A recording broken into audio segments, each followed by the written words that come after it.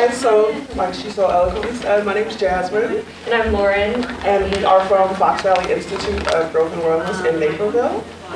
She had a wonderful, fantastic spiel about our qualifications, so we don't have to go through that again. But like she said, we both work with teens, adolescents, and so the topic of going to college or being in college and what college looks like for everybody and how different it is a topic that we come in contact with a lot. And I know naturally as high school students, some of you are considering college, some of you aren't. So we felt it would be a good topic to talk to you guys about today. So today, what we're going to be doing is we're going to be debunking like some really common myths you might hear about what makes a good college student. Really common misconceptions, things that we think were true but aren't necessarily. And one of the really big things about this, a theme that you're going to see throughout this entire presentation, is that a lot of these myths are rooted in like fear-based decision making. Meaning like, hey, I'm worried about this outcome, I don't know how this is going to go for me, so what's going to drive me to have this mindset or to behave in this way is wanting the best possible outcome, even when that best possible outcome isn't actually the best thing for our mental health or for the reality of the situation, right? So one of the first ones we see is all about your grades. The myth is, I know that I'm a good student if I have a 4.0 or above. Now this probably is something you guys hear a lot or have heard at one point or not before. The only thing that matters on college applications is that 4.0 or above, right? Being class president or valedictorian or having the numbers or the grades on your report card being the most important thing. In actuality though, colleges look at a lot more than grades. They really pay attention to what does a student look like as a whole, well-rounded, both academically, socially, extracurricular-wise, and what's the likelihood that they're gonna come to our college and finish whatever program they're choosing, right, and graduating. So this is stuff like doing extracurriculars like, football, sports, whatever that may be, whether you're in debate club, chess club, like whatever it is, they actually care a lot more about grades because at the end of the day, nobody really asks you about your grades once you get into college, right? Or once you graduate, like Fox Valley didn't ask me what my GPA was. That's over there. Yeah, there were far more important things than my GPA, and I know sometimes when we're aiming for colleges and looking to look really good on our applications, we can get really caught up in, well, what does my GPA look like? If I don't have a 4.0, am I a competitive applicant? Are these schools really gonna take a second look at my application or not? Success in high school is about learning, growth, and developing so many different skills outside of perfect grades. Colleges and future employers, often value experiences, other skills, and practical application of knowledge as much as GPA. So, when I was in college, when I was an undergrad, and I was applying for graduate school to become a therapist, I think my GPA was like a 3.3, right? On the lower end for what I preferred personally. My first few years academically were pretty rough, and so one of the things that made my application to grad school stand out was I sort of padded my application, my resume with a lot of extracurriculars that really help give a message of who I am as a student, right? So leadership positions, extracurricular activities, not sports, because I'm not an athlete, volunteering, other things like that, that send a message when colleges are looking at your application to say, what are the values of this student? Do they seem well-rounded? What type of student is this outside of just their grades? Because like we said, your grades are the only important thing. They don't define you. Yes, they don't define you, absolutely.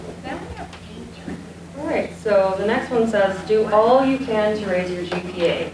So the myth is that as a successful college student, I will prioritize my GPA above everything else, even at the expense of my well-being. And that's not what we want. We want really is you putting the effort through, not having the GPA be a definition of who you are and your capabilities.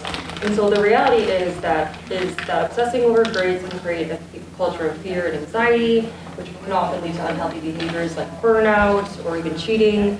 And rather, true success comes from focusing on meaningful learning, kind of like what Jasmine was saying, that experience, developing skills, and a balanced approach to academics does foster long-term growth and confidence, not just a high GPA. So really just emphasizing this, that you know, a lot of our students, or a lot of students in general, they really focus on, like, I have to get the highest GPA possible, otherwise I'm not gonna make it, I'm not gonna go to college, I'm not gonna get my dream job. But really when we have this tunnel vision sort of mindset, then we're neglecting other aspects that might be really important to our college experience or the experience after college. So really with that, there's this excessive fear of failing. So doing whatever it takes to get whatever that grade is or to get whatever that GPA is. But really it's more important to focus on the process rather than that tangible grade or that tangible GPA. And again, like when some students, when they feel like they don't attain that they can just engage in catastrophic thinking like, oh, I'll never get into my college, I'll never do well in life, but really it's just about the process and the experience and asking for support, asking for help. So we really want to avoid just this process of doing whatever it takes concept to get that GPA. So whether that means cheating, plagiarism, chat GPTing when you're not supposed to. So I think really just trying your best effort, doing what you can and focusing more on the process. Okay. Next myth. Being busy equals being successful. To be a good student, I need to be involved in every club, take the toughest classes, and always stay busy. Okay, by show of hands here, who is involved in some extracurricular activity, right? Okay, so it's probably sports, you know, drama club, mathletes, whatever it is, right? You guys are doing stuff outside of the 8 hours a day that you're already in school, you know, 5 days a week. And so, right, like I said, a very common misconception that we see is like, if I'm going to be a good student, well-rounded, I have to be involved in everything. And I know, like 2 minutes ago, I just talked about the importance of being involved, right? It is important, but the key to all this type of stuff is balance, which is something that oftentimes can be forgotten a lot. You know, there's a very big expectation on high schoolers when we talk about being well-rounded. It's like, well, you need to make sure you're going to class every day, you know, doing your 8 hours of school 5 days a week. You gotta have at least one extracurricular that's fulfilling. You need to get your homework done. But we also want you to spend time with your family and friends and, you know, develop a social life. And I don't know about you guys, when I was in high school 1,000,001 years ago, like I didn't have that great of a balance because people were just asking me to do everything all the time in the sense of, or in the name of looking good on college applications. And something that happens when we try to force ourselves into this one tight little spot of I have to do everything and be everything all the time in order to be a successful student is we really don't prioritize our own mental and physical well-being. There is, I want to say the statistic is like 73% of high school students are like chronically sleep deprived. Right, you guys are supposed to be getting like 10 hours a night. Obviously that's not happening, but I don't know if anybody, yeah, there's not enough time in the day for that. But I don't know if any of you guys even get 8 hours of sleep a night, right? Depending on the time you get home, you still got homework to do, you gotta eat dinner, you're trying to relax, all these types of things. And so prioritizing your own rest and your own well-being isn't really something that society tells you to do, which is why it's so important that we have to take the steps to be able to do it and make a point to do it ourselves. I don't know, you guys are all teenagers, so you know what it's like to be sleepy and tired. I have a teenage sister. When she's sleepy, she's the most irritating person in the world. I can't get her, she doesn't do anything, she can't get anything done, and she's not hitting her full potential, quote unquote, in terms of academics or her own social well-being, right? Sleep is such a big part, such a big thing for you guys, during this point of where you are developmentally, right? Your brains are growing, your bodies are growing, and people that do sleep and do rest and are able to strike that balance, you find so many benefits, you know, resilience, able to deal with stress, and you're less likely to deal with things such as, you know, anxiety, depression, things of that nature. And if your own mental and physical well-being isn't enough, because I know sometimes it's not, overcommitting can actually look bad on a college application. Like we said, colleges look at more than just your grades. They look at who you are, you know, well-rounded as a whole. Yeah, as a whole. So if they see, what's your name? Okay, so if they say, hey, she has a really good GPA, right? She's got like a 4.2. She also plays soccer, and she's a part of the math club, debate club, French club, and she works 15 hours a week at Jimmy John's, right? They're gonna say, hey, she's a hard worker, but what's the likelihood that she's gonna burn out and potentially not finish this degree because she's overcommitting herself, right? And so, even though you've got all these fantastic things on your application that look really good and show how much of a hard worker you are and show how much you can accomplish, colleges at the end of the day, it's a business. They're looking for people that are more likely to finish those 4 years and get out of there. So if they feel like you're very likely to burn out, they might pass over you. And then you've done all of this great, amazing stuff and have pushed your own mental and physical well-being to the side to not even necessarily get the outcome that we want. So that's why the rest and balance is always, or should always be a priority, because overcommitting yourself and running yourself to the ground isn't a guarantee that you'll get where you're looking to get anyways. Yeah, and I know Starbucks and energy drinks can sometimes be that replacement for sleep, but there's a clear difference in getting a good quality rest of sleep for your brain or development as opposed to quicker fix, band-aid fixes like 8 cups of coffee before your math class or an energy drink. So just always keeping that in mind, that good balance. Of course, you can have a coffee if you feel like you need that extra boost, but then as a long-term solution, making sure you're getting enough sleep. All right, so then the next one says you shouldn't ask for help. So that the myth is, I believe that to be a good student, I need to be independent and figure out everything on my own. But the reality is that successful students know when to ask for help, whether it's from professors, advisors, counselors, or peers. Colleges are essentially designed to offer that support and using it as a part of being a good student and having connections. So I think there's this, this big mindset that like I have to do everything on my own and like, I don't need help from anyone and that makes me a more independent person and that makes me like a goal-getter, but in reality, it's really important to ask for help, to ask for those connections from teachers. I think there's so much to be said about a really good teacher and that relationship between that student and a teacher. I think everyone can agree that if a student is engaged with you guys and they're showing that they care about you and they're offering help and you feel comfortable enough to ask for help back, I think that's such a good way to connect with your teacher, to connect with tutoring resources, because you never want to feel isolated in your experience. You never want to feel like you have to do all of this on your own. And so, along with this concept is, of course, asking for help, and then also just kind of working on your own, resilience as a student too. I had a mom in my work that was asking me to write a letter for her son just to get a single dorm room, just with some fears about I don't know if he's going to thrive with other people, I don't know, but in response to that I said, hey, actually I would love to work with him to increase that confidence and those social skills. So let's have maybe not push for a single dorm room, and maybe it would be nice to have another roommate, just so that he can practice those skills and feel confidence. And I think, again, that points to the significance of social connections, making it so that you don't feel alone in this whole journey of college or this whole journey of high school even, or beyond that too. I know we talk about college a lot too, but even if there's a trade you want to go into, if you want to be a social media influencer, whatever that means to you, as long as you have those connections, that's important. And then, of course, with fostering these connections, we want to think about how we're also practicing our empathy, being able to relate to people, being able to empathize, be in someone's shoes and be able to support them. I think that's just pointing to such the significance of good relationships and having connections around here. Okay. This next myth, the best students go to Ivy League schools.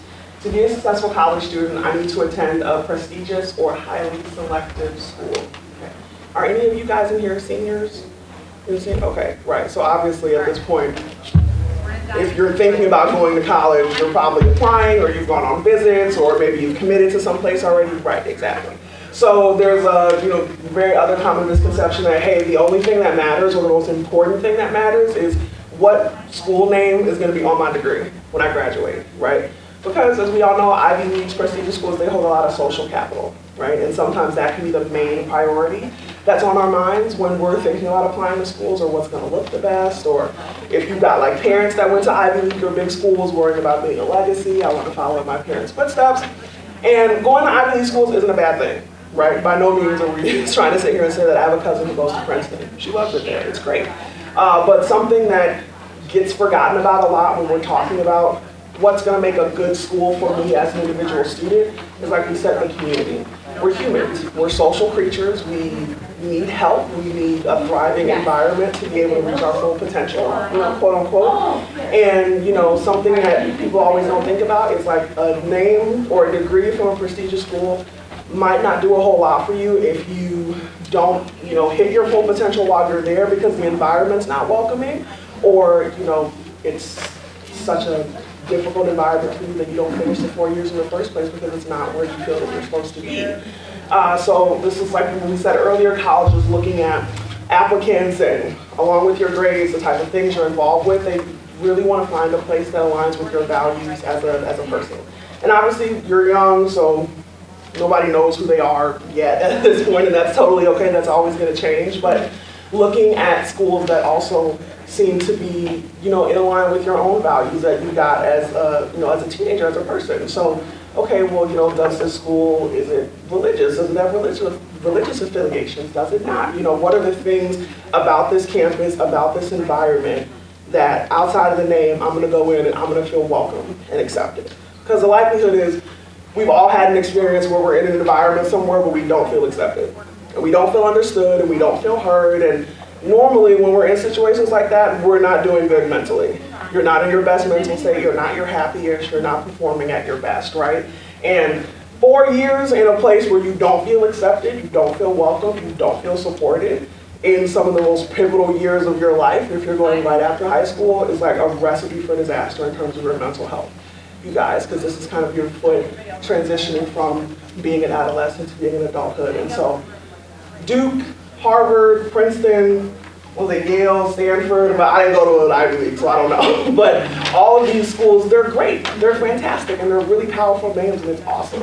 But just as important as it is to go to a school that looks really good on paper, is finding an environment that's going to support you as an individual, that you're going to feel comfortable asking for help, and you're going to have a thriving social environment, to where you can bond and create all these really good memories that are going to help sustain you and get you through those 4 years. Because there's going to be times where you don't want to go to class. You don't want to wake up, you don't want to go, you want to skip. You're feeling stressed, you're feeling exhausted, you're feeling burnt out. And the things that really help us get through those moments are our social supports, right? So I'm not saying don't go to Duke and don't go to Princeton, but make sure those environments, from what you can tell, are going to be ones that support who you are as an individual as well. Absolutely, and to make a point of that, we read a book called Never Enough, which kind of just addresses some of the toxicities of college expectations and, having this extremely high amount of academic achievement being a priority to these students and to these parents. And it's interesting, they touched on Ivy League research, and they took Ivy League research, people that go there, and then people that go to other schools that are not Ivy Leagues, and they found that it's very similar life satisfaction outcomes, very similar job satisfaction. So I think a lot of people think, oh, if I go to Princeton or I go to Harvard, I'm gonna have the best job ever over anyone else that goes to another school. But the truth, and from what the book was saying, is that there's very similar outcomes. So always something to keep in mind, not encouraging you to not go to any of those schools, but do whatever makes you feel good, whatever makes you feel like you belong there. All right. So the next one says you should know your career path before college. So the myth is to be college ready. I believe I need to have my entire future planned before starting college. All right, this is one I'm guilty of when I was younger. So yes, I think there's so much fear in that, and being like, as soon as I turn 18, I gotta know my path, go through high school, and then out, and we're in a job, and now we're good, we're set for the rest of our lives. But the reality is that many students do explore and change majors during college. Finding the right fit through experimentation is normal and often leads to better long-term satisfaction. So again, like I was previewing, people change their major, change their direction. When I first started, I guess high school, end of high school, I was going for pre-med. I'm going to be a physician, this is my goal. And then I get into college, I start my first few college classes, and I'm like, all right, anatomy is not my favorite. Physics, just kidding. So I'm like, okay, I'm going to maybe navigate toward a different side. So I also looked into physical therapy because I was like, well, I like all the aspects of anatomy, I like science, I'm going to try this. Got into physical therapy school, decided I didn't like that either, and that's okay. And I think that's just the beauty of being able to go through something, experience it, and see if it's a good fit for you. So then after that, I decided to pursue psychology, so that's where I'm landing now as a professional counselor. So really just pointing to the fact that you can change your major if you're in your teens, in your 20s, in your 30s, 40s, it goes on and on. And there's no shame in that. It's so normal to change your mind, to go through something and say, hey, this is not right for me, and that's okay. I know too that there's an average age actually where people find their career passion. Right on the mark, 30 years old, absolutely. And there's going to be different ages too. Just really pointing to that it's okay to find your career path at a different age. It's totally okay. And even if you go through your whole undergrad, you got your bachelor's of science and said, hey, actually I don't want to be a physical therapist anymore, I want to be a counselor, which is what I did. What I did was I didn't have to redo my whole entire 4 years of undergrad. I took a lot of those essential classes and applied it to the graduate school that I was applying to. And in the meantime, I just had to go to a community college and take a few classes in between my bachelor's degree and the graduate degree process, and I was able to get those credits, and we were good. So, never have that fear if you ever change your major. That's totally normal, totally okay, and it's doable. I also really advocate too for studying abroad experiences. I know sometimes people have the luxury of doing so, some people don't, and I think if you do get that opportunity, it's such a great way to learn different perspectives, different cultures, different ideas. So big advocate for that too. I did the same thing. I changed majors 3 times, I think. I came in. I was nursing too. Yeah, I was going to do speech pathology, and then I was like, well, I don't know, I'll be nursing. Same thing, anatomy knocked me on my butt. Okay, and I was like, well, actually, maybe this isn't the thing for me, and so I oscillated back and forth, and then I realized that I had taken so many psychology and sociology classes recreationally that I really, really ended up enjoying it, and so then that was the pipeline that I went down. And I remember being a kid and being in college and worrying that if I don't have this figured out right now, I'm going to disappoint my parents, I'm going to disappoint my professors, I'm going to disappoint all these people in my life that I had convinced myself that cared about whether or not I got my major the first time out. In reality, like we said, the average age is 30. Sometimes it's later than that. I'm sure if you guys ask your parents maybe bounce around a little bit as well. In the grand scheme of things, 4 years feels like a long time. It is so minuscule in the amount of life that you will live that it's totally okay to not feel the same way about a career path at 18 that you do at 22 or 25 or 30. It can be hard, and it can be an adjustment, and it can be scary trying to do something different that you didn't originally plan to, but it's far more normal than you guys would think. So if you're ever in a place where you don't feel this is the right fit for me, or you don't feel comfortable, or you feel worried, take that leap and do something different that aligns with you, as difficult as it might be. Okay, this next myth, you can sleep when you're dead. I have personal beef with this myth. I absolutely hate it. I believe that to be a good student, I have to sacrifice sleep, cram late into the night, and survive on caffeine. On a societal level, at some point, we've convinced ourselves that rest is something that we have to earn, rather than a basic biological need that we have to literally continue getting up and living every single day. Like we said, it makes sense. I know for me, when I was in high school, I would go to school for the 8 hours a day, and I would come home, and if I wanted to play video games or hang out with my friends or do something else, it was always you need to do your homework first, right? Before you can rest, before you can relax, before you can do the things that you want to do.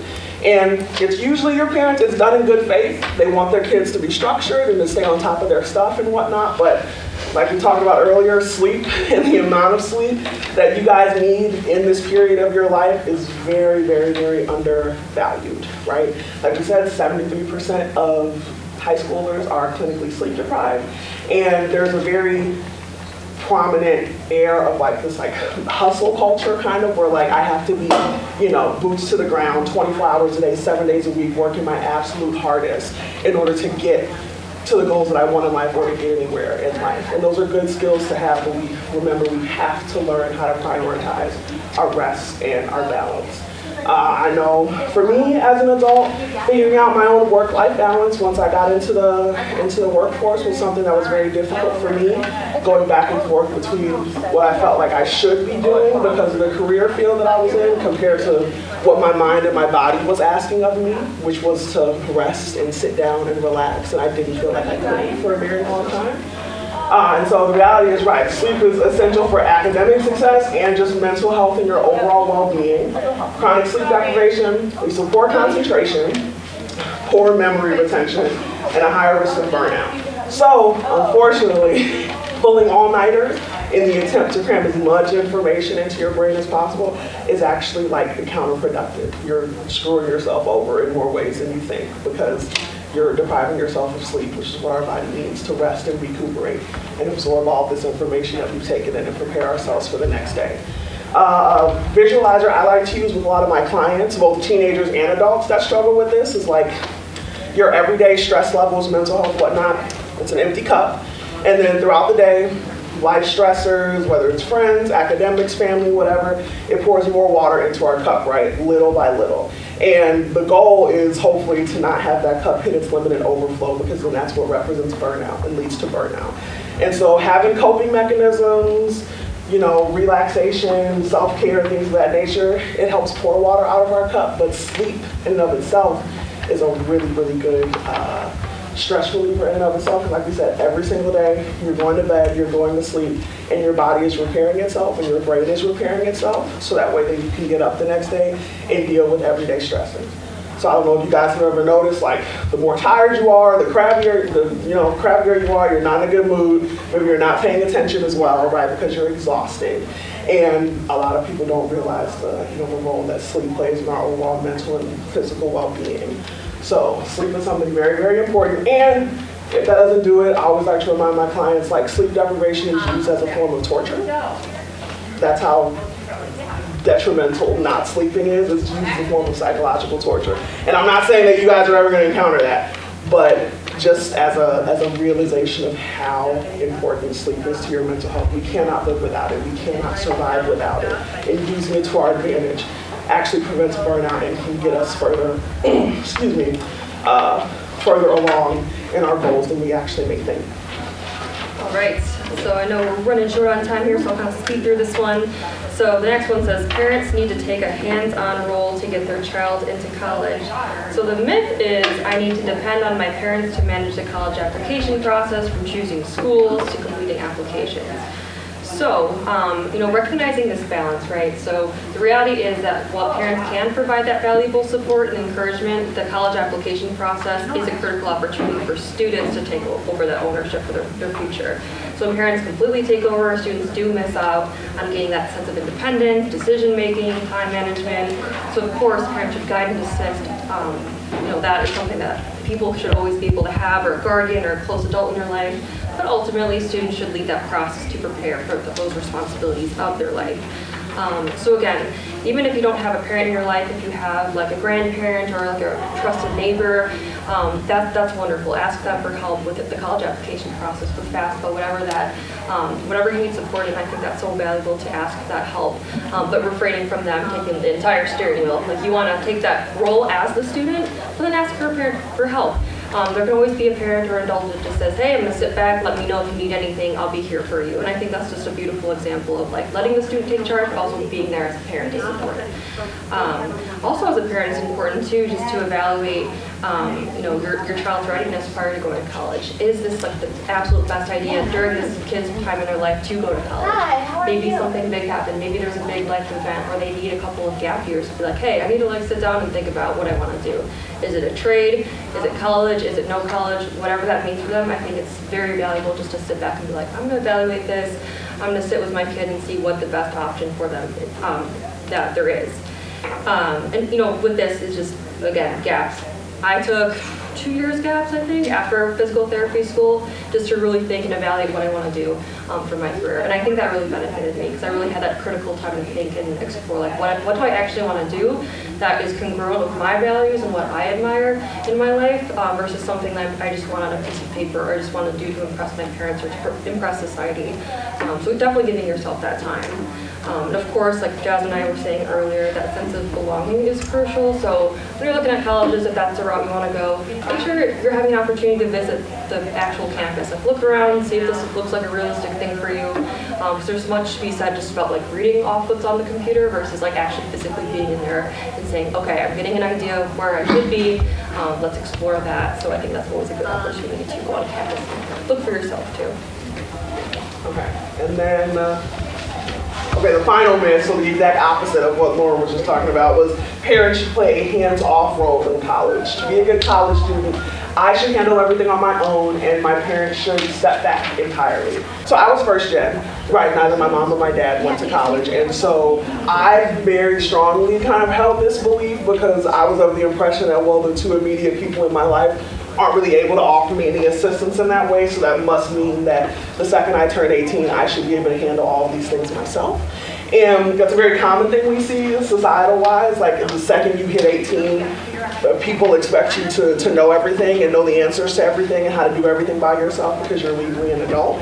And that's something we run into a lot, and that's so profoundly not the case, right? The most important thing is going to college is an opportunity to develop independence and to learn how to problem solve and handle things yourself, which are all really, really important life skills.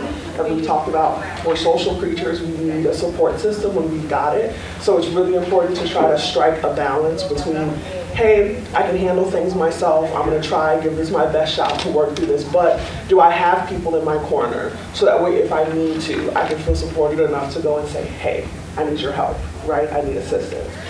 I think it's crazy that in the span of like 3 months, you can go from being in high school and you've got to raise your hand to go to the bathroom to then end of summer, you're going to college, you're supposed to know what you want to do with your life and you're supposed to know how to handle every single thing yourself. That's a ridiculous jump in no amount of time, and it's not realistic whatsoever.